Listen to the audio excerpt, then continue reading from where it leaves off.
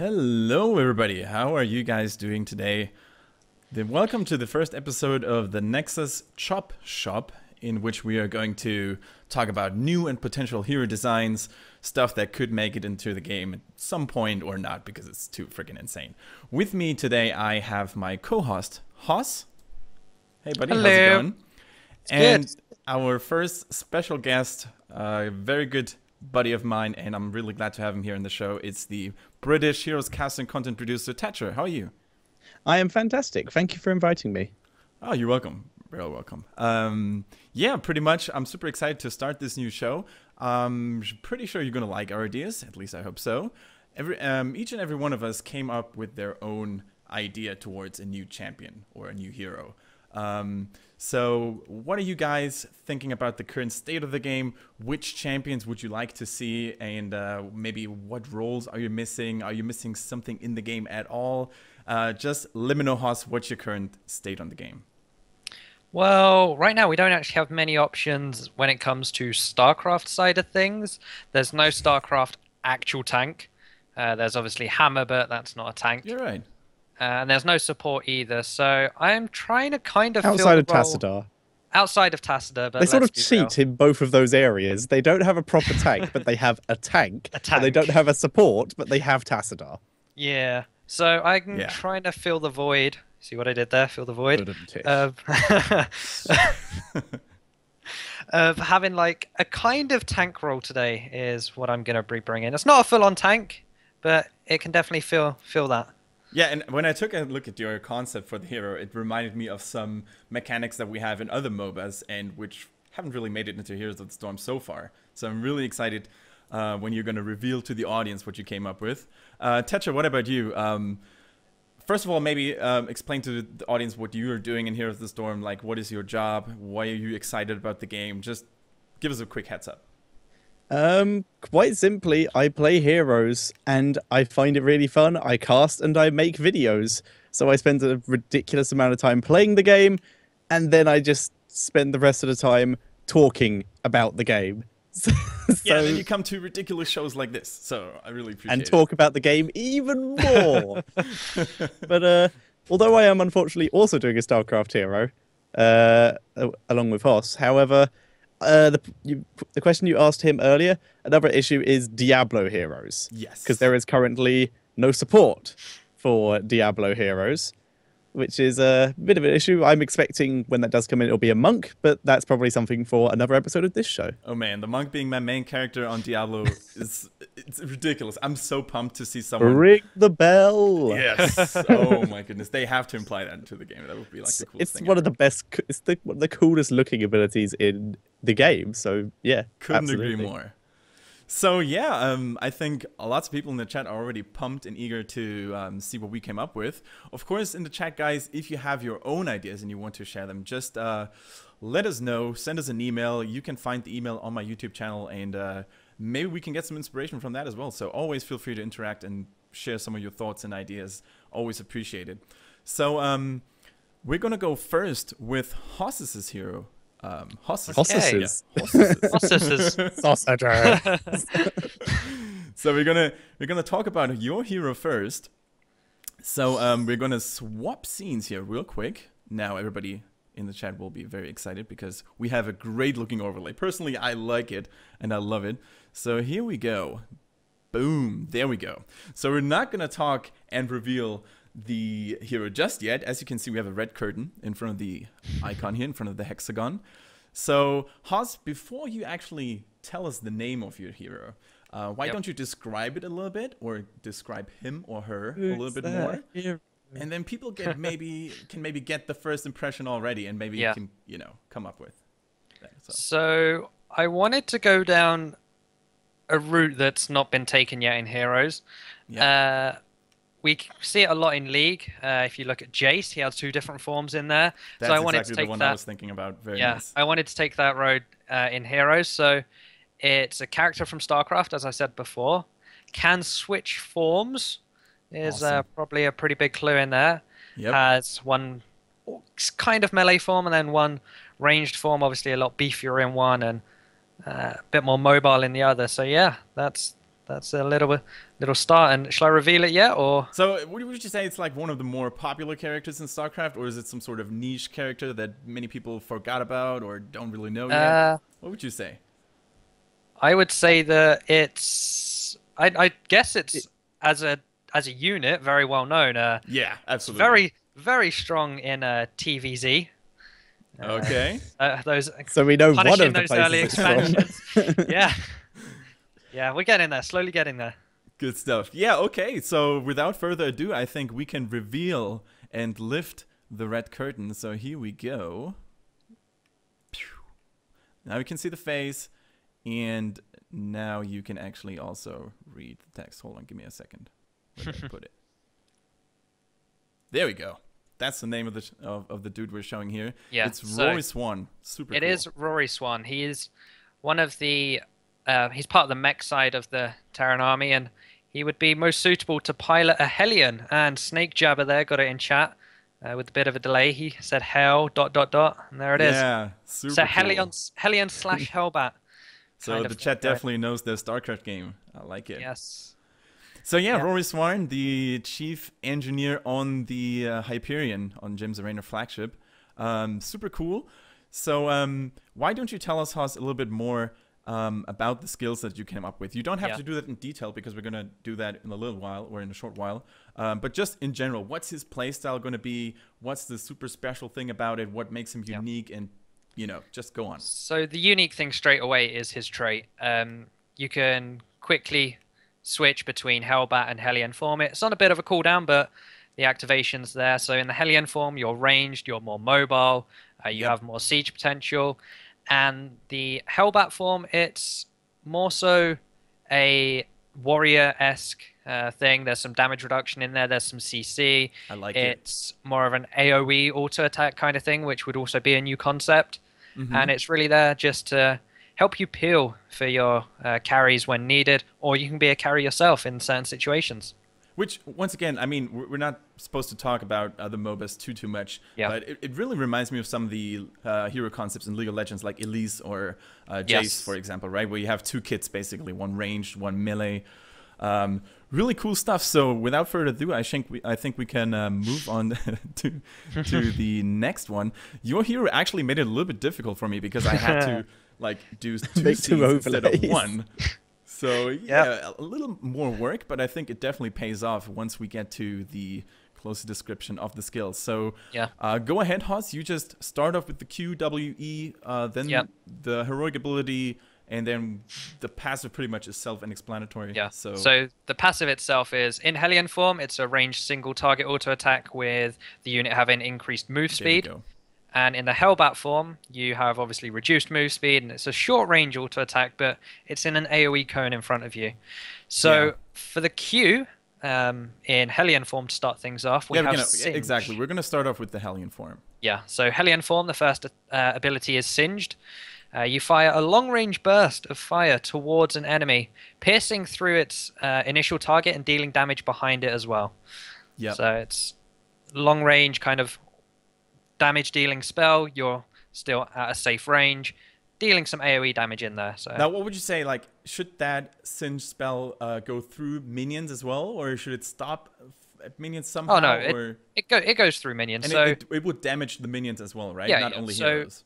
If position yourself correctly, you can probably hit a good 5-6 minions in a minion wave to give you some nice wave clear in there. Just quickly, is this like an actual Hellion from StarCraft where it just fires in a line at the target and it will hit anything either in front of or behind the target, or will it just hit the target and sort of explode behind it in a line?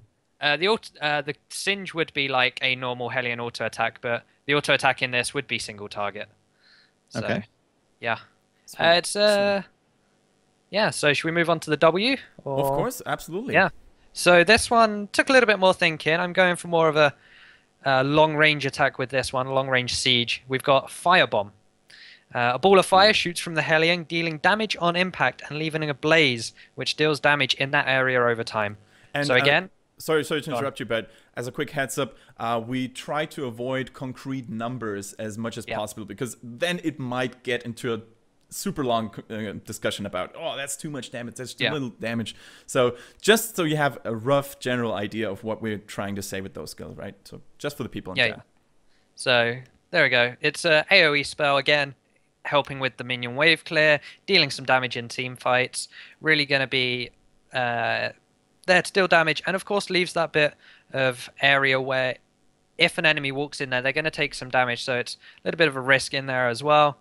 I thought it would be a great piece of kit to add to this long-range, mobile, sieging style of play that the Hellion would bring. Oh, awesome. So compared to other AoE abilities, what would you say is the radius of this W that the Hellion would provide? I would say probably the same radius of Brightwing's Q. Yeah, fair enough. I think that's... something. Yeah, that sounds about right. You know, it's good for wave clear, but it wouldn't be too big. Like, you couldn't hit 2 towers with it at the same time. Yeah, exactly. So, yeah. Okay, fair enough. What do you think about this Tetcher? I quite like the idea. Would this be doing any bonus damage to minions kind of thing? Because the majority of the Hellion's abilities are fire-based.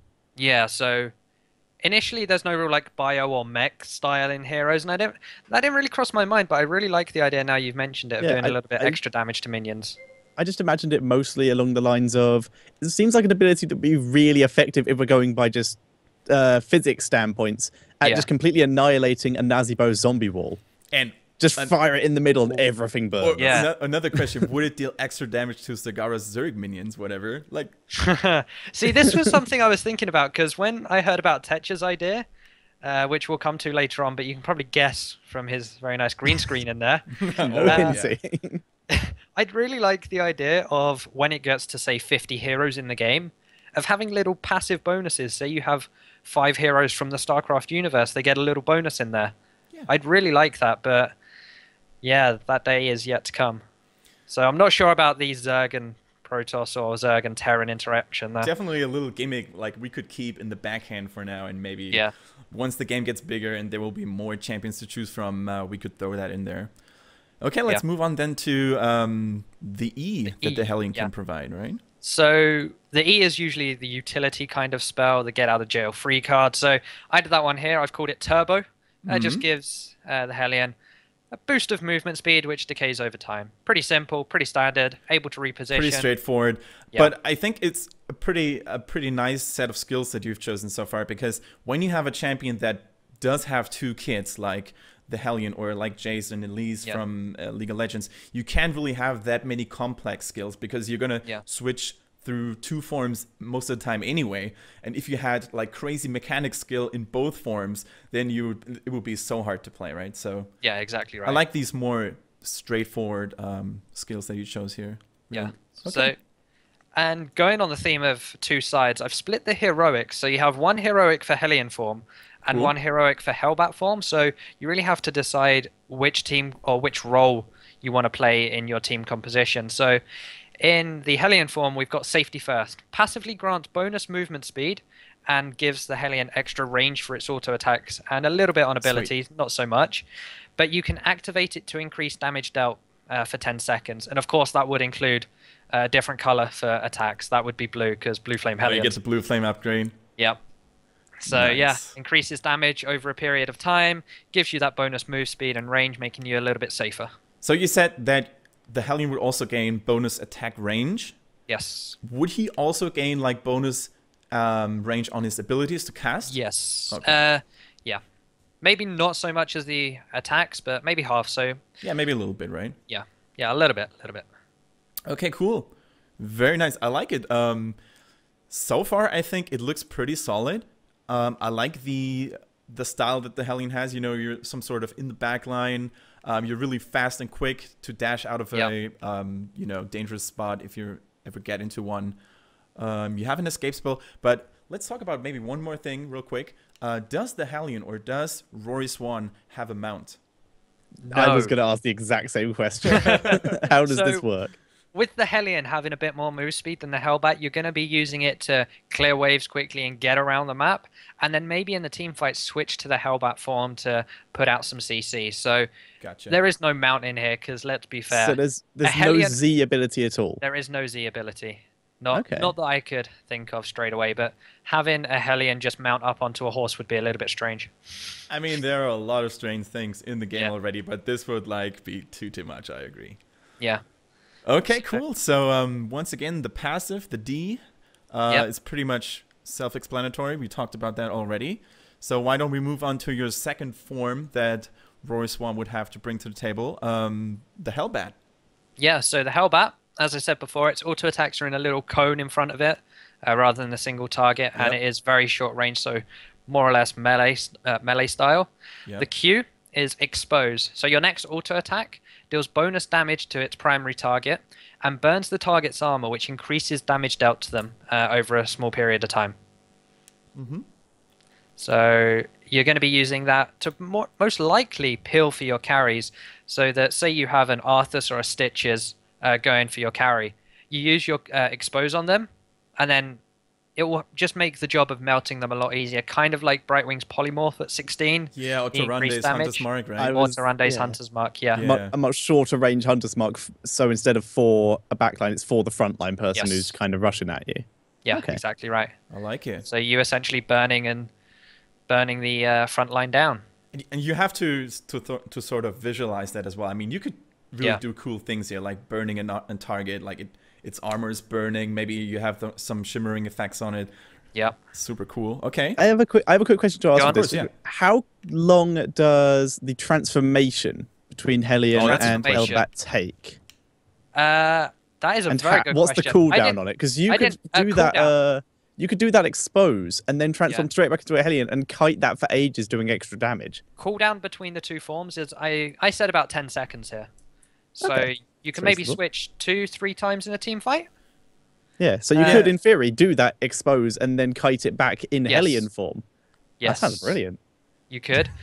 So, and would you say that when you hit that transform button, like when you hit the D button, and does the Hellion or the Hellbat, whatever you're in at the moment, did you have to stop here and you can't move during that time? And does it have duration? Is it a Sergeant Hammer Siege or is it a Rhaegar transform?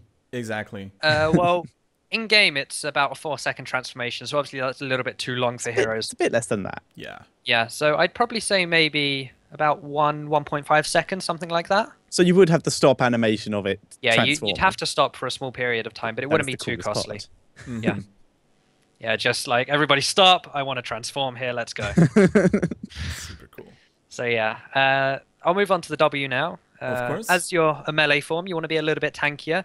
So I've called this one Armor Plating. The Hellbat takes reduced damage for a short period of time.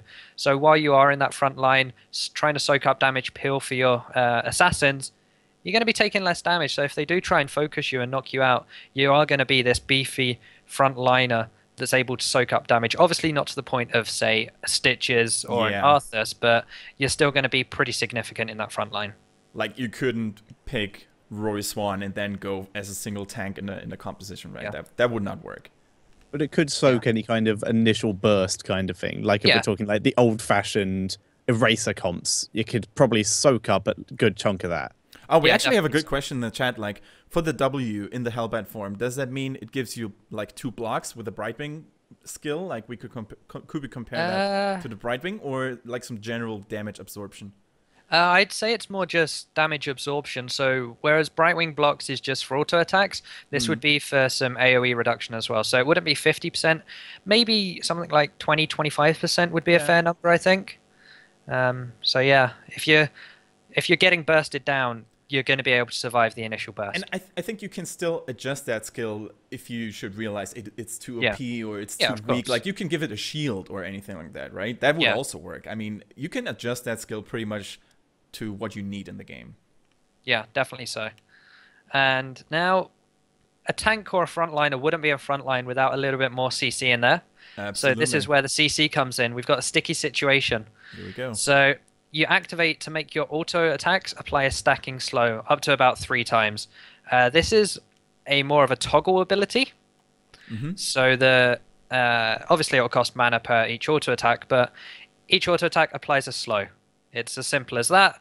It means that the front line that you're peeling for, like you're trying to peel off the Arthas, the Stitches, the Chen, just And means you that can they also slow the target that you just weakened, right? That takes additional damage. So it's going to be even harder for that target to move away from you. Sticky situation, transform into Hellion, and then you can just kite back and kite back and kite back. So you could potentially kite back in Hellbat form, seeing as you do attack in a cone. Yeah, exactly. You're going to be slowing everyone and just micro. Yeah, definitely. But of course, you do have the reduced movement speed, so it's not going to be as much as a normal hero. So they could, in theory, catch up to you or use as many gap closers. This is where the Hellion or the Hellbat, Rory Swan, kind of falls back a little bit. He doesn't have a straight-up gap closer. It's all based around movement speed. Like, you could move in as a Hellion because you're really quick, but if you get stunned during that process, then you may up dying in that Hellion form real quickly. Yeah, exactly right. So it's really high risk, high reward thing with the Hellion play, and the Hellbat's a little bit safer. You know, unlike other champions that have like low risk, high reward, the Zeratul. Oh boy, we're there already. Let's not get started about this guy, right? Yeah. So my final heroic idea for Hellbat form is charge. So you charge forward in a line towards a target location, knocking back enemies in your path and stunning them for a very short period of time. So it wouldn't be too long, maybe just 1 second or so. Kind of like, imagine Thrall Sundering, but you're the one splitting. You are the Sundering. Yeah, you are the Sundering. Yeah. So you will end up on the other side. You'll be split from your teammate, but you'll be in this more tankier form. And if you get to the other side and you don't like what you see, you can just skedaddle out of there with Hellion form. Still going to transform, though. Yeah, you still got to transform. You need your team behind you. It's kind of like a judgment. If you're going in on your own, you kind of want your team to be there with you. Yeah, exactly. So that's the idea I was going for. It's a little bit of a longer cooldown than the safety first in the Hellion form. Yeah. But it's more the CC and the setup for your team rather than just the single selfish style of play. I'm loving it. And you could do like visual wise or graphics wise, you could make a little like Rory Swan peek out the Hellion and say some crazy lines or whatever. I think you could do really cool stuff with your concept. I'm loving it, Haas. What about you, Tetcher? What do you think? I also agree. Like you mentioned the lines in the actual StarCraft storyline where you do play in Wings of Liberty, and you beat Rory Swan because he is your go-to upgrade guy. Exactly, yes. And he's always talking about how much things cost, how things get damaged, how long it will take him to build stuff. There are so many lines you could use, especially with the you're injured, go back, go heal at a fountain kind of thing, or you're in rough shape. That shouldn't take too long to fix up. It's that kind of stuff. There's so much potential there for him. And, well, the fire effects in the game are already pretty good. Yes. So there's a lot in there to make his abilities look very cool.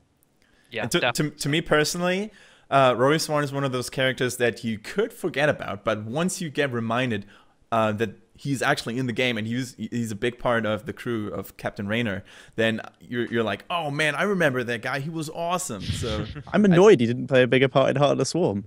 Yeah, kinda. I don't think he appeared once, other than I think in the background of a cutscene. Yeah, I haven't completed Heart of the Swarm, but yeah. Well, I think that's actually like a perfect transition to your hero, Tetcher, because your hero is actually going to play a big part in the upcoming expansion for StarCraft 2, isn't he? Yeah, just a little bit, little bit of a main little protagonist. part, wee part. Yeah. Why don't you tell us a little bit about your character without telling us the name yet? So, what can we expect out of your hero concept? Well, my hero concept is I basically looked at my favorite race in StarCraft, which is the Protoss. And then I looked at what makes the Protoss. And then I started trying to work that in with how heroes was done. I took a lot of inspiration from some of the lesser used talents on one of the lesser used talents on Stitches. And then I also had a look at people like Brightwing and then old Tassadar, where there was a huge emphasis on the Haunted Mines of putting his shields on buildings and dropping mules on it to play a huge defensive role. And you could basically leave Tassadar in the bot lane on his own while your entire team pushed the top lane, and he would save an entire fort on a 50 skull, a fort and both towers on a 50 skull golem. And I just had a look at that, and I like the idea of working off structures, but obviously structures had to get destroyed at some point. So I had to like alter my original concept a little bit to work around that to keep this hero viable into the late game. Super cool. What role would you say could your new hero be played as? Like, It would be a specialist. it would be a I specialist. can't I see thought it so. being anything else, really. Yeah. Because as you guys are about to see, the mechanics or the concept that Tetcher came up with is really unique, and I've never seen anything like that in any MOBA that I've played. There could be a MOBA out there where something like that already exists, but up to now, I personally have never seen anything like it, which is exactly the reason why I'm super excited to present it to you. So without further ado, let's move on to... Oh, we have to reveal. Who's it going to be? Yeah. It is going to be Artanis, the Hierarch of There the we go. Protoss. The Hierarch of the Protoss, meaning he's sort of the leader of the Protoss. He's trying to unifying them at the moment, trying to make them one strong race again, like the strong race that they used to be. Yeah, okay, cool. So let's talk about skills here. What have you come up with? What is that mechanic that you already talked about? What's it going to be? Well, the first thing that I should talk about is Artanis is a Templar, but I've decided for the sake of this build to have him piloting the Mothership Core version of the Shield of Ire, which is the mothership that he does pilot in Forgotten Darkness, I think the mission is called, in the Wings of Liberty campaign. Yeah, towards the end of the campaign where you had all those fancy Protoss officers. You see and into the future. Yes, so exactly. For example, for those who didn't know, Artanis and the rest of the Protoss were destined to die by fate until the events of Wings of Liberty and Heart of the Swarm, where stuff happened. If you haven't played it yet, I'd recommend it. But if not, things you definitely changed. should do. Yes, 100%. So the mechanic, are we talking about the D first? Absolutely, we could That- start Oh, off with the D. Tetcher. Are you not going to do your voice here, Tetcher? You're, oh my. Oh my. There it is. All right, It's so all about the D, so let's get to it. So starting off with the D ability, and this is Recall. And most of these abilities will be very familiar to anyone who has played StarCraft with a mothership core. Recall is, I estimate, these are estimated times, like Kendrick said, we're not sure about numbers, kind of things. It's estimated. A fairly long cooldown of 55 seconds. So almost a smaller ult level cooldown. And after 3 seconds, where Artanis basically can't move, it will be locked in place for a while. So he's frozen in place while He is frozen in place for 3 seconds. Yeah. But then it teleports Artanis and the nearest allied hero, as long as it's within range of Artanis, which I've said 6.5 range here. And it will teleport them to the selected allied structure. And the ability cannot be interrupted, so you can't stun Artanis out of it, but it will be cancelled if she dies. And Artanis is going to be quite squishy, going to be glass cannony until ultimates come in. Sweet. So you could try to burst him down while he's channeling that in order to prevent him from teleporting, but you can't stun him. You can't use it as an escape. Yeah. It is either going to be a relocate to get somewhere else on the map to assist a teammate, a gank tool combined with an ability that I mentioned later, but it's definitely going to be quite glass cannony, relocatey kind of thing. You can maybe use it to save a teammate if you're at full health and they're at low health. They can micro backwards, and as long as they stay in range of you can still teleport them out. Yeah. Okay, cool. I love it. And let's not forget good. when Tetcher is talking about friendly or allied structures, you will have to keep in mind that the W skill, which we're going to talk about in a second, also counts as a friendly structure or an allied structure. So yes, this is why I included it, because obviously, like I said, structures do get destroyed. And eventually you're going to realize, we should probably destroy the walls. They count as well. So I had to include something here. Otherwise, you're going to be left with the core. And that's about it. All right, let's get right to it. Q. All right, so the Q, once again, working off friendly structures here, is Photon Overcharge. Cooldown of estimated here of 15 seconds. It can only target friendly structures. So once again, we're working off this kind of thing. And it gives that structure a additional attack, or just an attack if it's something like a wall or a gate, that attacks at a very long range, similar to Photon Overcharge. It won't reach the opposite side towers if you're in the mid lane, but it will reach quite a long way down the lane so that people have with the same priorities that towers do. Gotcha. So it will attack the minions first, but if you attack then it will move on to heroes, etc. So theoretically, like ordinary buildings like a gate or a wall, they could shoot laser beams at the opponent, right? You can have 2 towers and a laser beaming gate attacking you at one time. So it's going to be quite hard to dive onto Artanis, and that's why I suggested it. It's going to be a defensive style thing. And would you say it would be a single target attack, or would it go? It's definitely single target. Okay, single target, and you can't influence it. Right? That's why it's such long range. Yeah, and could you Sorry, go on, influence say again. which target is going to get hit by it, or is it random? I think that would probably be a talent. I yeah, thought sure. of that as I thought of it as early game. It would be far too overpowered, Yeah. seeing how long range it is to have a constantly harassing gate attacking your opponents. So I imagined it as maybe as a level 13 talent, being able to choose its target that way. Sweet. Or it always attacks the target you are attacking, something like that, right? Possibly, yes. Yeah. By the way, guys, now that we've mentioned talents, we're not going to talk about talents too much because that would just be too complex and too much. I think it But now would take us like I'll get out 3 of Del hours. Free card to explain stuff we didn't think of. Okay, now the crucial skill, in my opinion, about your hero kit is the W. What do you say? The W is Warp in Pylon.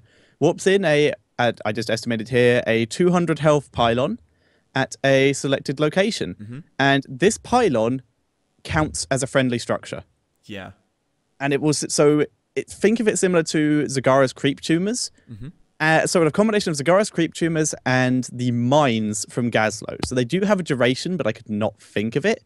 They last, I think Hoss has unplugged his mic here. Or he's muted himself. My father decided to walk in. Okay, fair. I thought you were trying to I thought you looked like you were shouting because I thought you were having a go at me and your mic had just come out. Because of No. something. My dad So you tried throw telling me the FA Cup draw. Okay, fair enough. Yeah. But yep, you can throw down pylons. Think of them as sort of ward-like things.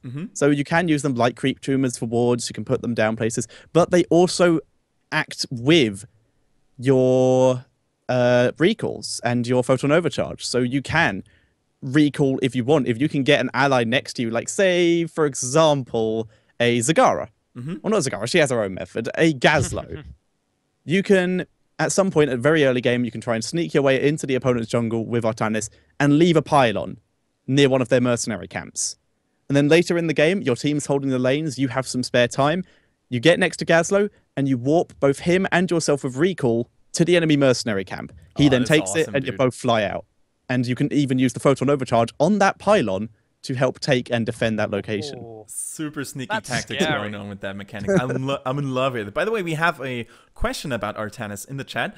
Bainey92 asked, could the photon overcharge be used on Gazlo turrets?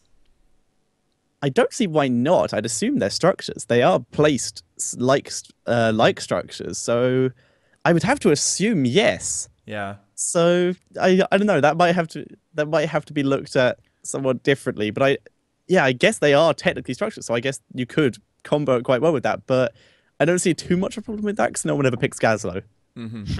Well, maybe with Artanis, Maybe the Gazlo two could combo. make a comeback into the game. The teleporting mercenary stealers. Yeah. Loving it. Okay, let's move on to the E then. Okay, so the E is Time Warp, a more familiar ability here. It creates a field that lasts 5 seconds, probably a bit shorter actually. I've used that off the actual mothership duration, so let's shorten that down to maybe 3, maybe 2 seconds.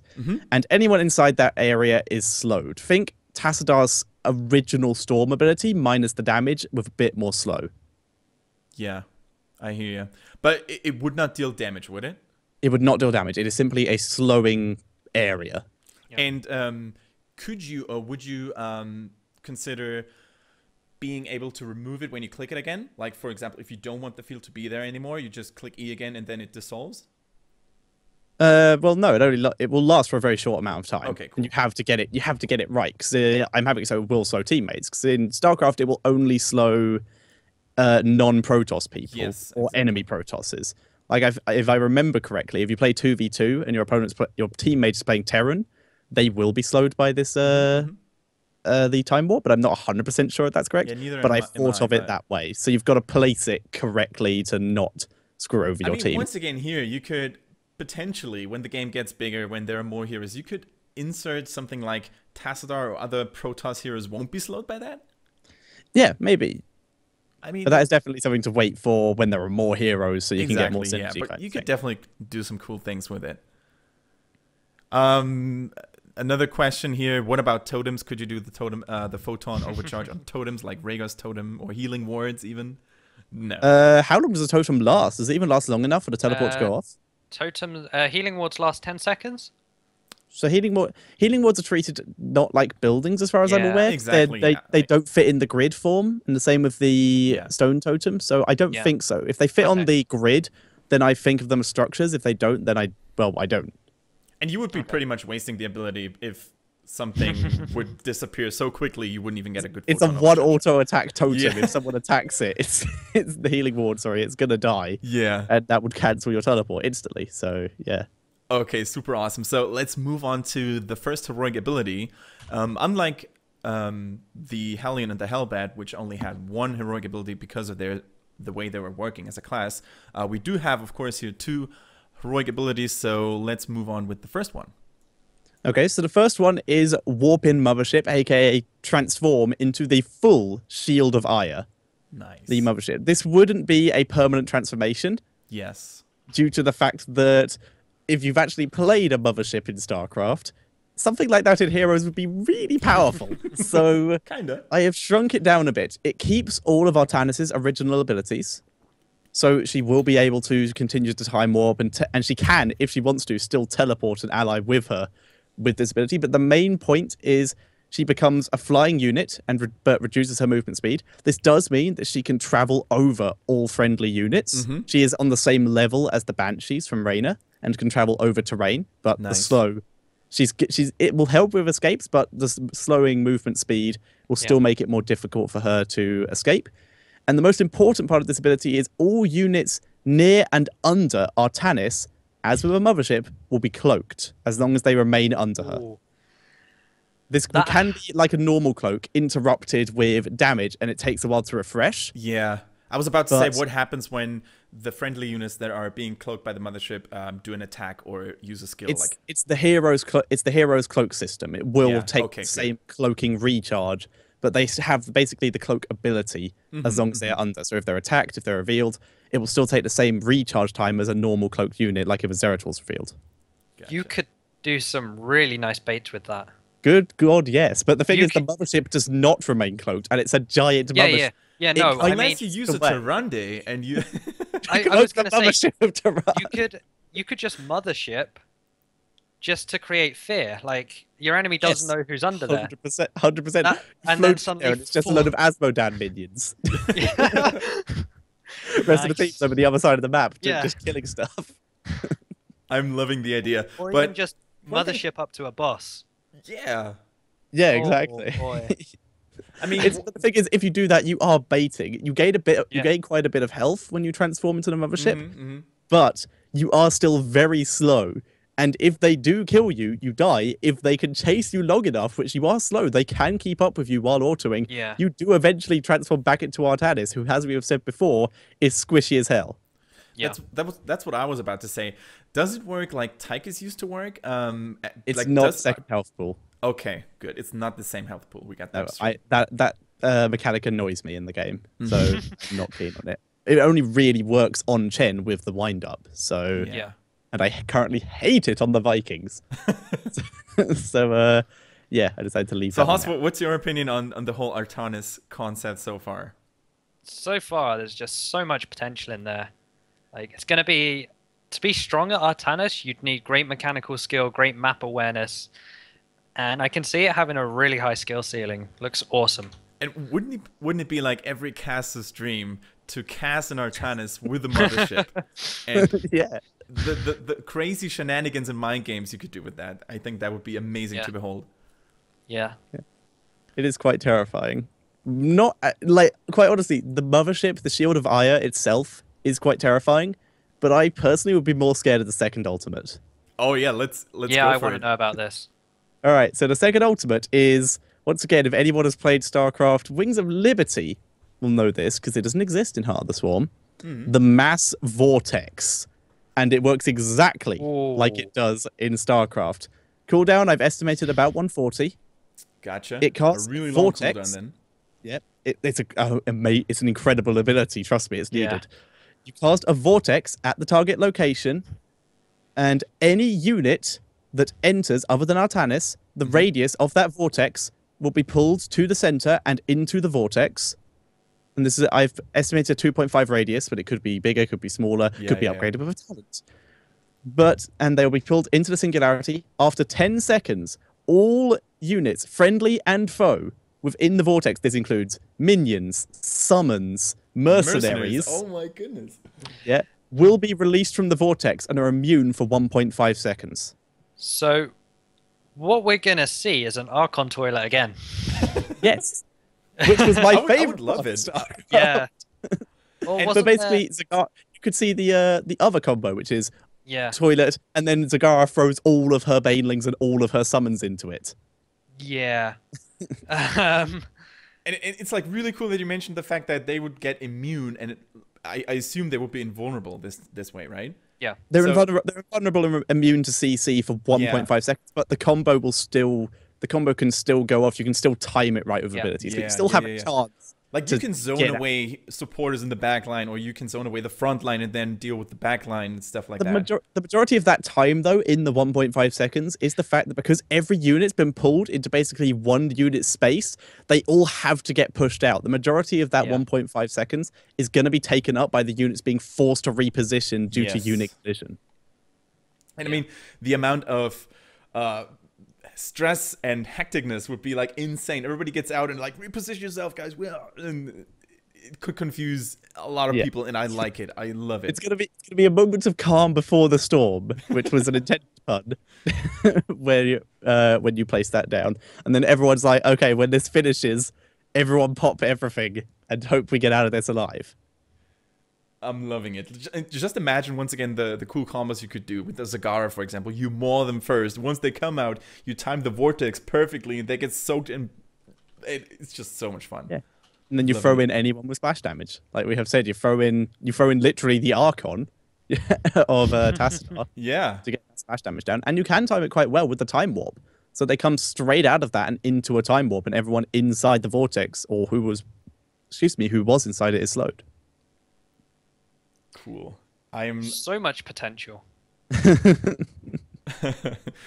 We have a question in the chat once again, Tetcher. Will it work on Yep. friendly units only? I think we've clarified that actually. No, it works on Will everybody. what work on friendly units only? The the- vortex. Vortex is everything. Yeah. Everything except Artanis. Mercenaries, I'd possibly exclude Grave Golems Yeah. from that, and other such units of that side, other massive units, because they would not fit. But I would include stuff like the Odin and Yeah. stuff like that, because they are hittable by basically everything already. And once again, like if you're playing against something like Nazebo, you could actually use the vortex to interrupt his Ravenous Spirit, wouldn't you? Yeah, but then again, if you have a Nazebo on your team, or the enemy team, in fact, because they can throw Oh, abilities boy. into it as well, Yep. suddenly there's a load of frogs in this. There's frogs and spiders and zombies, oh my. I'm Oh, loving it. You've sold me on that one. I would totally buy Artanis instantly. So maybe somebody in Blizzard will actually be able to see this and say, you know what, Tetcher, we're gonna hire you. Personally, if I had to guess, I'd say they are already working on it, and it will probably be and I'd say it would be released about the same time as Legacy of the Void. Yeah, I think that would be a really good marketing thing. that would be quite Yeah. smart of them, because Artanis, I think, is gonna be a real badass in the new campaign. Lots of people will like him. Protoss may gain some new fans with the new expansion. So He has so much cool stuff in his lore with the existing characters as well. So, for example, with Kerrigan, yeah, Artanis has spent a lot of time with Kerrigan, mm-hmm. including being betrayed by her at one point. This is post-Tassadar martyring, and pre-Kerrigan becoming the leader of the Swarm. So there's a lot of rich lore in there. Good friends with Reyna. There's obviously the friendship with Tassadar Yeah. and Zeratul, and all the sorts of other admiration that Artanis has towards Tassadar, so that they could really Yeah. implement some cool interactions between those two heroes. Lots of stuff they could come up with. And there's obviously all the subordinates to Artanis, seeing as he is currently the ruler for Yeah. potential new heroes and communication with them, and the other characters from the other races. Like we said, there is the Kerrigan and there is Reyna. Absolutely. I'm loving it. So, unless we have more questions from you, Haas, towards either Tetcher's or your own concept, even though I wouldn't know why you would question yourself about it. Why did I make this? God damn. But no, like, I would say I would like to use the time now to introduce my hero concept. I hope Go you for guys it. are excited about that. Yeah. Although it's The going to only be person who really didn't go for hard to StarCraft. actually make my concept look cooler than the previous two ones because, man, we got so much StarCraft We goodness both went already. quite gimmicky. Yeah. So yeah, once again we're gonna switch scenes here. We will have back the red curtain. And yeah, my hero is actually going to be from the Warcraft lore background.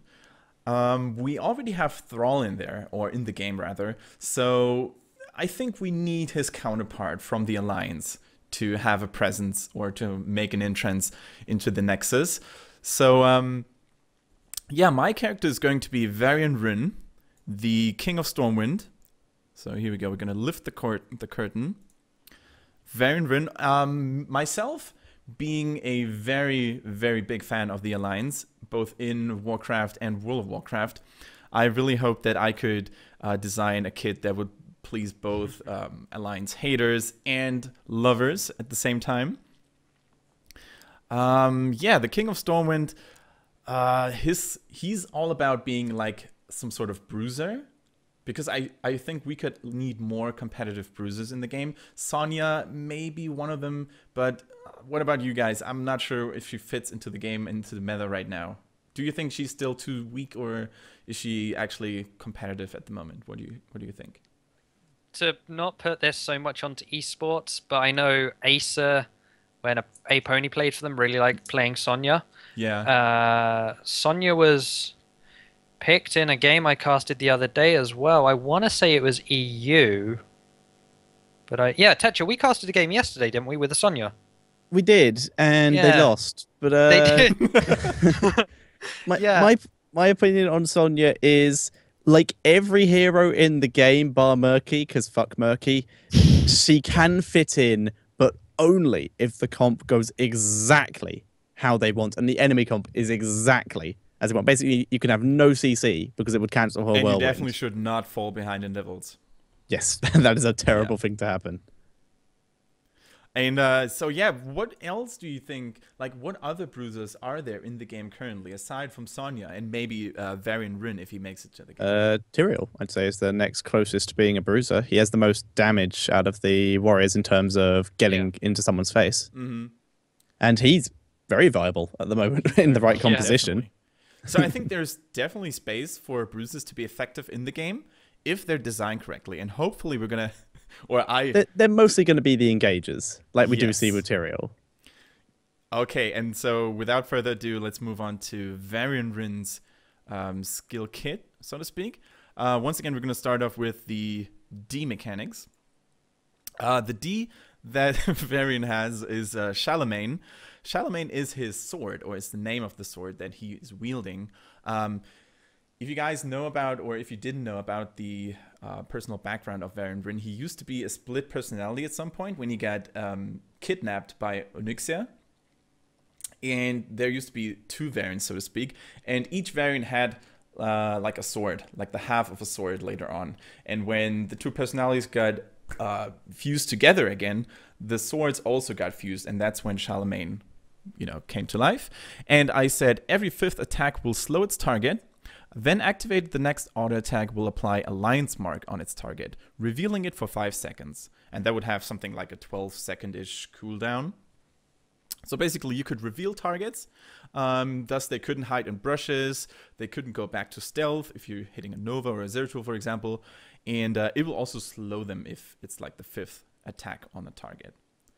Varian will get increased attack speed with some of his skills, so you could get that done really quickly actually. So what do you guys think about that? Any objections? Any input? He's a melee hero, correct? He is a melee hero, absolutely.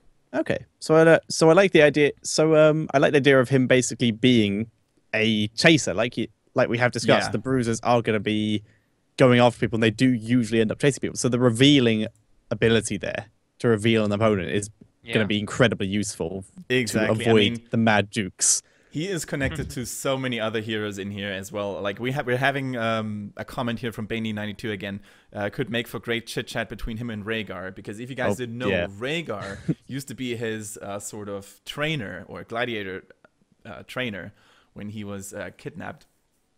Also, of course, the great feud between him and Thrall. So many characters that he's tied to. Jaina, of course. I would love that. Arthas? Definitely Arthas. They used to Great be friends best back buddies. in original Warcraft. Exactly. They used to be best buddies, and then Arthas turned traitor. So here we go with the Q. It's called Fearless Advance. And I thought that it would be very cool if Varian charged forward straight at the first enemy he hits, dealing damage on him. And if that enemy was already being like slowed or stunned, it would deal extra damage. And this that sounds lethal. I love the sound of that. Yeah, and the combo is Zeratul, Singularity Spike into charge. Into that charge, exactly. And this, if that Q connects, it would also leave a lion's mark on it. So the target would remain slowed after you hit the ability, and would also be revealed. So I would probably make it really hard to hit, or not really hard, but kind of hard to hit. Yeah. Not like a super easy skill. Well, it is a skill shot, so it's a skill shot, gonna exactly. hit anyway. Exactly. Which is why I assume Muradin's it's more Q, damage when they're slowed. So you still have to catch them. Exactly. Yeah. Let's move on to the W then. It's going called Steady Grip. It does have a passive and an active effect. The passive one would be it reduces the duration of all CC of all crowd control effects by 20%. I don't know if that would be too strong. As a passive, we could maybe reduce it to 10% or 12%, whatever. Relentless? Pardon me? What's the amount of Relentless at the moment? Relentless is 50%. It's 50%, yeah. So it's half of Relentless on a passive of an ability. Yeah, but I mean, you are a bruiser, and as a bruiser, you're really supposed to stand in the fight. Keep going Sonya's forward. ultimate reduces by 20%. Pardon me? Sonya's level 20 ultimate reduces by 20%. Okay, that's a fair objection. So we can maybe turn it down to 10%. See, guys, that's why I actually said that we shouldn't include numbers. But silly Kendrick actually didn't do his own homework and left the numbers in his own kit. So yeah, pardon me. Let's do it like to maybe 10% or whatever. Yeah. Sounds good. And if you activate it, it will increase all damage dealt by you by 10%. So pretty much like the Hellion thing that Haas came up with. But while you're using the active, the passive effect does not apply. So if you want to deal more damage, you can get CC'd more easily. So that's some sort of, negative side effect that comes with it. That's fair. Okay, off to the E then. It's called Gladiator Instinct because, as most of you know, Varian Wrynn used to be a gladiator. He fought alongside two other gladiators, one of them being Valera from Hearthstone, Valera Sanguina. Varian's movement speed is increased by 25%, so once again, it's good for chasing. Maybe we should exclude the numbers, so just ditch the 25% is movement speed is increased. Let's These are just a disclaimer at the bottom of the screen. Yeah. All numbers were thought of on Spare at the moment. I'm definitely going to include that into the Also, YouTube I just video. researched. I was wrong on numbers as well. It is a 50% reduction on Sonya's ult. Okay, fair enough. Ooh. And Gladiator's Instinct is going to be a very crucial skill with the first ultimate that we're going to talk about in a few seconds, because you can leap towards enemies that are being marked by Lion's Mark and deal some damage on them. Yeah. So What's the cooldown on that? We would have Because to that talk sounds about that. amazing. We would have to talk about the cooldown Carry on for here. now. I thought about maybe a 5-second cooldown, so you couldn't do it like all the time during a team fight, but you should be able to. That's do exactly what I was thinking of. If it was Yeah. low damage, just jump from hero to hero to hero to hero around the fight until you're out of marks. What my concern was as well. But maybe let's say 4 or 5 seconds that you could do it at least twice or 3 times in a team fight. Okay, still sounds very cool. Yeah. So, yeah. Right now, I'm just imagining like a Rengar-esque character just jumping from person to person in a team fight. Actually, I had Rengar Or in Rhaegar. mind. Rhaegar, Or if you Rhaegar hit in with Feral Feral Lunge and then cancel Yeah. it before the jump finishes Yeah. and just bounce Yeah. around. Yeah. So yeah, the first heroic ability is called Unleash Logos, because Logos used to be the nickname that he had, or that one of his personalities had, the more savage one, the more ferocious one. And Logosh was actually a nickname that the Oryx gave him, and it means something like Ghost Wolf or something. But whatever. Ain't nobody got time for that. And Varian lets loose a fearsome battle cry that slows enemy heroes that are nearby. His attack speed and damage are increased by, let's say, whatever X the amount. And his normal attacks or his auto attacks during that time will apply Lion's Mark. So not only the Q ability or the D that procs every 5 attacks, every single auto attack will slow and reveal, and he can use the E to leap on targets. Might be a little bit broken, maybe we reduce that somehow or weaken it, but I think it would be a really cool ability to have him or become the big gladiator, like frenzied berserker. Maybe his appearance could change as well. What do you guys think? I think what I said earlier about the fact that he can chase people is already turning out to be amazing. Yeah. I think so too. You reveal them, you jump after them, and you I do think huge damage to them with ultimate. I have to admit that I was a little bit selfish here, and I really wanted to make something that could kill Zeratul, right? I agree. That's exact. This is built to counter stealth. Just mark Zeratul, let him blink away, and then just pounce on him. Charge forward after that. Yeah, I don't want to sound whiny or anything, but I think at the moment there are not enough countermeasures to Zeratul. Then your ultimate, you wreck him with damage, seeing as he is squishy. And even if he blinks away, you leap after him with E. So yeah.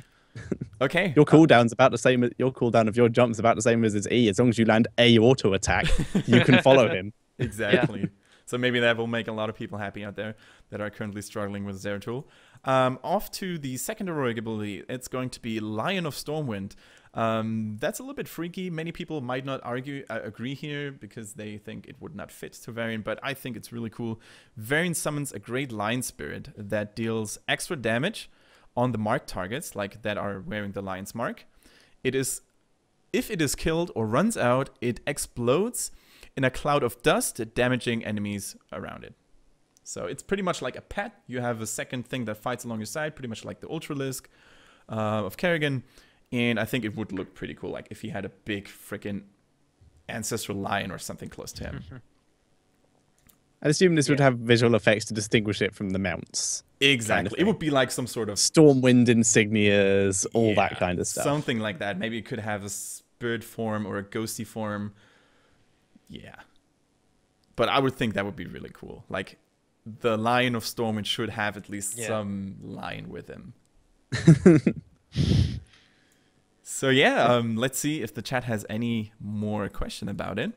Could you go over the first ultimate for me again? The first ultimate would pretty much change his looks. It would turn him into some sort of frenzied gladiator. And he would, the moment you click the button, he lets loose a battle cry that slows enemies close to him. And then it would increase his attack speed and the damage that he deals. And each auto attack will deal a lion's mark. Right. What does the... You say each auto attack with the mark stacks slow, doesn't it? No. Or, no, I've got that mixed up. No, every fifth one that's will Hoss's. slow the target. Exactly. Yeah, mine was the stack. Okay. So yeah, it is the absolute perfect chaser in that case. It's a great chaser. If you're being chased by him, he's probably going to kill you. And he still does have the engage with his charge. How long range is his charge on his Q? That's a good question. Definitely not as long as Sonya's leap. So, it is a Q. Quickly, while we're talking about measuring, how League measure their distances in X amount of Teemos, can we do X amount of Murkies? So I was just going by grid blocks, which I think are measured in Gazlo turrets. Oh, okay. So yeah. Yeah, so I would probably give it the same range as Murden's jump. I think that would be fair, wouldn't it?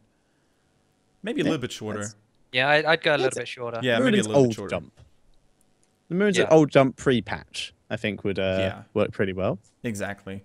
And you would also have to be really careful because obstacles could prevent the jump, obviously, like a wall or whatever have you. Yeah. Oh, so wait, he can't... can't dash through terrain. He can't... That's his Q charge. Can he jump with his jumping to the marked targets? No. Same ones here with Murden jump. You can pretty much jump over obstacles that Murden couldn't jump over. Okay, so the jump to a marked target, you can do it as long as they're in range and you're not going to be blocked by terrain, which you shouldn't be because your target isn't. Exactly. Okay. Oh, and we have a So very cool. you can follow Zeratul over a wall with No, your E. you couldn't do that. That would be one thing that, or one step that Zeratul is ahead of you. So. Okay. Yeah. All right. So the E is more of a leap to target rather than a leap over stuff. Exactly. Okay. All right. Yeah, So yeah, and, Zeratul has some playback, which makes a bit more sense. He does have some advantages still. Yeah. And it does give Varian 2 gap closers, which is still quite cool. Which is quite cool, and I think what we could really need at the moment is more gap closers on warriors. I think that would be, or bruiser types. Warriors who can actually survive once they're in there, which is why we see Tyrael more than Sonya. Exactly. Yeah. Because Stitch is no gap closer. Arthur Chen does, but we saw Chen get pretty heavy nerfed. Yeah, even with his new build, even with his new health regen build, it's just there's so much CC in the game at the moment that he just sort of gets wiped out from it. Yeah. Absolutely. So we're actually already longer into the show than I had anticipated. Actually, we wanted to do this 30-35 minutes, but we were well overdue. So well ahead of that. So let's come to an end of the show. If you guys want to leave any shout outs or if you guys have anything left to say, then feel free to do so. Why don't you start us off with the shout outs and other stuff you have to say, Hoss? I was going to say, do you want me to make a straw poll? I already prepared the straw poll. Thanks for mentioning that. Awesome. I already prepared it, so. Do you want to set that up now before we do our promotions? Yeah, post it in chat. Yeah. As you can see, it's the first episode. We're still figuring things out, but I think so far we're doing an okay job. So guys, here is a straw poll that we've set up. You can now vote or lend your vote and tell us which concept you like most. It's totally fine if you go for one.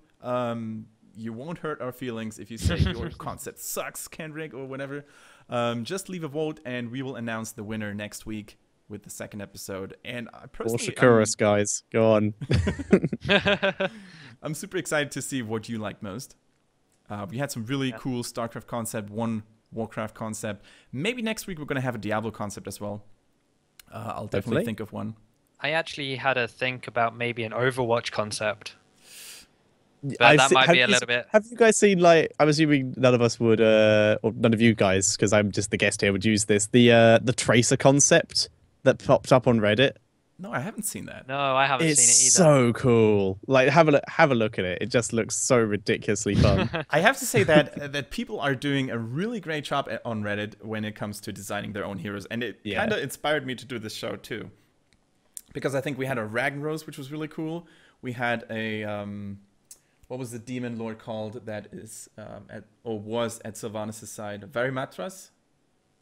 Varimatras, I think. I know who you mean, but I can't remember his name. It was one of the 3 or 4 demon lords who looked very similar. They had a really cool concept for him too, so I kind of got the inspiration to do that show. They were minor demon lords. Yeah, is the thing. Exactly. Yeah. But anyway, Hoss, shoutouts and other stuff you want to get rid of. So there's not much. Thanks for you for hosting the show, dude. It's a great idea, and hopefully it will grow and grow. If anyone wants to follow me, it's @Hossalot on Twitter. I don't know why you would. Just go give Kendrick a follow instead. He deserves it a hell of a lot more, and Tetcher as well. But yeah, I will be doing casting of Heroes, maybe League, probably not League, maybe League. You are League this weekend. Unless I'm doing League and CSGO this weekend. Yeah, I predominantly do Heroes and CSGO casting, so if you like that stuff, give me a follow. Also on Twitch, I might do some Hero League streams, but I doubt it because I'm pretty trash at this game. But yeah, it's mainly casting, so go give me a follow. Sweet. And thanks for having me. I can only second that. Give Hoss the follow, show him your love. He deserves it, and he's doing some fantastic English casting. If you're looking for someone else other than your trusty old English casters and you want to see something fresh, definitely try Hoss out. Same probably goes for you, Tetcher, so do your thing. So once again, obviously follow Kendrick because this has been a really fun show. I really enjoyed being creative, and the ideas that came up were fantastic, and I just really enjoyed them. So yeah, go follow me on Twitter, which is @Tetcher. On YouTube, I am youtube.com/c/Tetcher, or just tetcher.co.uk will just redirect you straight to the YouTube. I'm currently giving away 50 Heroes of the Storm keys for EU. So if you want to get into the game, then Nice. and you're not in yet, then pop over to the channel and enter the competition. There is a rule video on there. And other than that, I will be casting lots more Heroes of the Storm, and on the very odd occasion, but it's phasing out very quickly, Hearthstone. But yeah, going to be casting heroes like Hoss over EU and NA, and quite a lot of times with Hoss over EU and NA. But yeah, go check out my stuff, please. Absolutely, Yay. do that, guys. So yeah, that's pretty much the end of the show. Thank you once again to both of you for showing up and sharing your great ideas. It was a pleasure having you here, and keep an eye out for episode 2, which is probably going to be recorded next Monday with a special guest from NA. So we're also thinking about our friends in America. And yeah, that's it. Thank you for watching. Have a good day. Have a good night wherever you are, and see you later.